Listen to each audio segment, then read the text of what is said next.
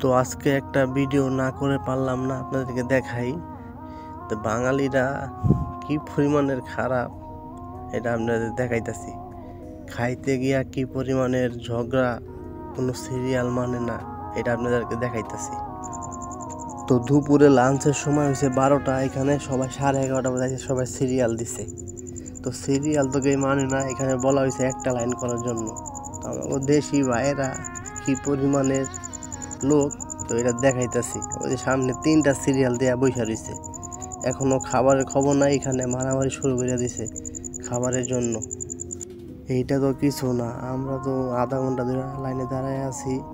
তো ভিতরে গিয়ে আপনাদের দেখাইতেছি যে কি পরিমাণের মানুষ, খাবারের জন্য ঘন্টার পর ঘন্টার অপেক্ষা করা লাগে। তো 2 ঘন্টা লাঞ্চের সময় 1 ঘন্টার কি এদিক সেদিক খাবারের জন্য ছোটাছুটি করতে করতে চলে যায়।